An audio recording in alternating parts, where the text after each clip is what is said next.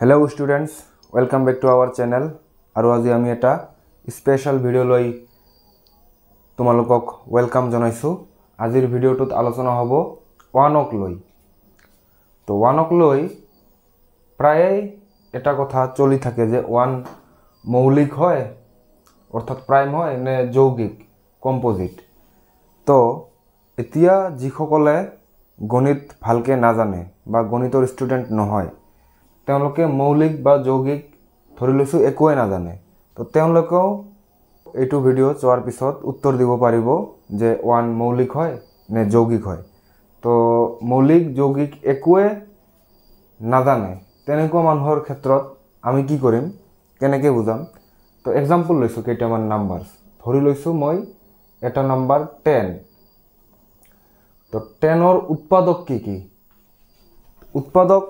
उत्पादक माने कि धरि लैছো जे उत्पादक मानेও কোনবা এজন মানুহে নাজানে। उत्पादक माने कि जिए এই নাম্বারটো উৎপন্ন কৰিব। উৎপন্ন কৰা মানে কি পূৰণ কৰি উৎপন্ন কৰিব। তো 10ক কি সংখ্যা পূৰণ কৰি উৎপন্ন কৰিব পাৰি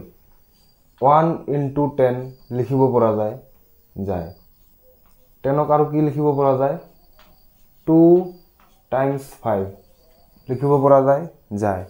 আৰু বেলেগ ধৰণে না যায় 5 × 2 একে কথা উল্টাই দিছো আৰু 10ক 10 × 1 বুলিও লিখা যায় কিন্তু এটো আমি একে বস্তুৱে থাকিল গতিকে আমি এইবিলাক নিলিখিম। তো মুঠতে বস্তু এইকেটাই থাকিব। তো উৎপাদক কি হ'ব তাৰ মানে 10ৰ উৎপাদক বৰ 1 2 5 আৰু 10 এইকেটা 1 2 5 আৰু 10 এইকেটা। আচ্ছা আৰু এটা নাম্বাৰ एग्जांपल লইছো যেনিবা 12 কি সংখ্যা উৎপন্ন কৰিব পাৰে 1 * 12 লিখিব পৰা যায় 12 আৰু কি লিখিব পৰা যায় 2 * 6 লিখিব পৰা যায় আৰু কি লিখিব পৰা যায় 12ক 3 * 4 লিখিব পৰা যায় আৰু তো না যায় কাৰণ 6 * 2 লিখিলেও একে কথা 6 আৰু 2 ইয়াত আছে অলৰেডি 12 * 1 লিখিলেও 12 আৰু 1 ইয়াত আছে অলৰেডি। তো মুঠতে উৎপাদক কেটে কি 12 1 2 3 4 6 আৰু 12 আৰু এটা লৈছো 15 লৈছো এইবাৰ 15ৰ ক্ষেত্ৰত কি হ'ব 1 * 15 আকৌ লিখিব পৰা যায় 3 * 5 আৰু বেলেগ ধৰণে না যায় 5 * 3 লিখিলেও একে কথা। তো 1 3 5 আৰু 15 এইকেটা। আচ্ছা এতিয়া অলপ বেলেগ ধৰণৰ সংখ্যা লৈছো কিছুমান যেনিবা এটা সংখ্যা 5ক কি লিখিব পৰা যায় অকল 1 * 5 লিখিব পৰা যায় 5 * 1 লিখা আৰু 1 * 5 লিখা একে কথা গতিকে 5ৰ উৎপাদক কি অকল 1 আৰু 5। তেনেকুৱা আৰু কি সংখ্যা আছে 7ক কি লিখিব পৰা যায় 1 * 7 তো ইয়াৰ উৎপাদক কি হ'ব 1 আৰু 7। 2ৰ ক্ষেত্ৰত তেনেকুৱাই যে 1 * 2 গতিকে ইয়াৰ পৰা উৎপাদক 1 আৰু 2।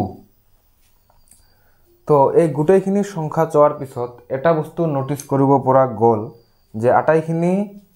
সংখ্যাৰ ক্ষেত্ৰত 1 কমন আছে 12ৰ ক্ষেত্ৰতো 1 কমন আছে ইয়াত 15ৰ ক্ষেত্ৰতো 1 কমন আছে ইয়াত এইবিলাকৰ ক্ষেত্ৰতো 1 কমন আছে এইবিলাকৰ ক্ষেত্ৰতো 1 কমন আছে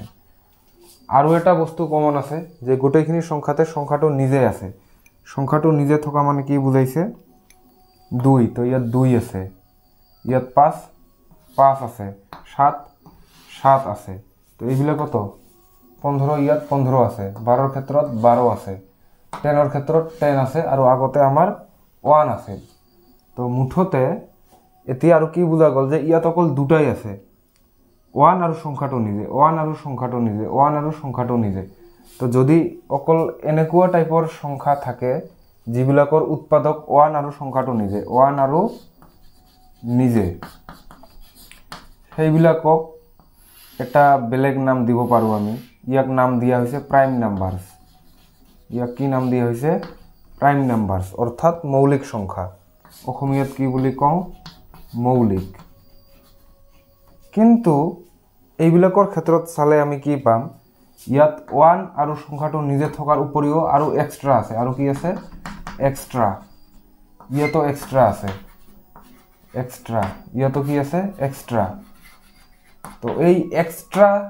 উৎপাদক থকা সংখ্যাবিলাকৰ নাম দিয়া হৈছে যৌগিক সংখ্যা কি সংখ্যা যৌগিক সংখ্যা ইয়াক কম্পোজিট নাম্বাৰছ বুলি কয় ইংলিছত কম্পোজিট নাম্বাৰছ আচ্ছা এতিয়া ওৱানৰ কি হ'ব তেতিয়াহ'লে এতিয়া আমি মৌলিক সংখ্যা আৰু যৌগিক সংখ্যা বুজি পালোঁ তো ওৱানৰ ক্ষেত্ৰত কি হ'ব তো কি হ'ব কৰি চাওঁ ওৱানৰ উৎপাদক কি ওৱানক কি উৎপন্ন কৰে ওৱান আৰু ওৱানে 1 × 1 তাৰ মানে ইয়াৰ উৎপাদক অকল কি ওৱান আৰু ওৱান থকা মানে কি বস্তুটো এটাই মুঠতে তো গতিকে ইয়াৰ উৎপাদক অকল কি ওৱান তো যদি অকল ওৱান তেনেহ'লে এতিয়া ডিফাৰেন্সটো চকুত পৰি আছে যে প্ৰাইম নাম্বাৰছৰ উৎপাদক কেইটা থাকে ইকুৱেল 2 প্ৰাইম নাম্বাৰছৰ উৎপাদক কিমান থাকে 2 কম্পোজিট নাম্বাৰছৰ উৎপাদক কিমান থাকে ইয়াৰ পৰা পাইছো 2 আৰু এক্সট্ৰা অৰ্থাৎ 2 ৰ বেছি 2 প্লাস কিমান থাকে 2 প্লাস কিন্তু ওৱানৰ ক্ষেত্ৰত কি উৎপাদক এটাই ওৱানৰ ক্ষেত্ৰত উৎপাদক কেইটা অকল এটাই তো গতিকে ওৱান এই দুটাৰ পৰা পৃথক হল নে নাই নিশ্চয় হল কাৰণ প্ৰাইম নাম্বাৰছৰ উৎপাদক থাকে দুটা যৌগিক বা কম্পোজিট নাম্বাৰছৰ উৎপাদক থাকে 2 প্লাস অৰ্থাৎ 2 তকৈ বেছি কিন্তু ওৱানৰ উৎপাদক যেহেতু এটাই ডিস্টিংক্ট উৎপাদক এটাই তো ওৱান আৰু ওৱান বাৰে বাৰে লিখাৰ পিছতো আমি কি কম এটাই কম কাৰণ বস্তুটো এটাই না ইয়াতে যেনিবা মোৰ নাম লিখিছো মই ধৰি ললো মেহেদি আৰু মেহেদি তো মানুহ এজনেই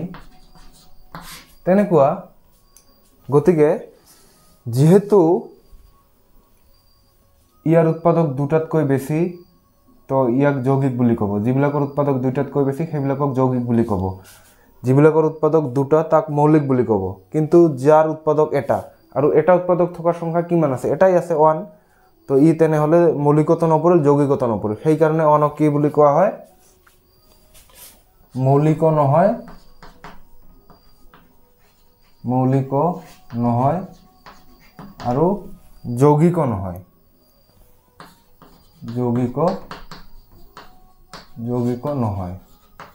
ইয়াৰ উত্তৰ হ'ব এইটোৱে যে 1 তো ইয়াৰ উত্তৰ হ'ব এইটোৱে যে 1 মৌলিক নহয় যৌগিক নহয় বহুতে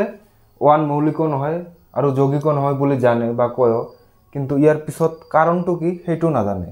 তো আশা কৰো এইটো ভিডিও চোৱাৰ পাছত কাৰণটো ক্লিয়াৰ হৈছে আৰু কাৰণটো ইমান টাফ কাৰণ নহয় একেবাৰে সহজ কথা খালি লক্ষ্য কৰা মানুহৰ সংখ্যা কম তাকেই কথাটো তো যি কি নহওক আজিৰ ভিডিওটোত ইমানেই ধন্যবাদ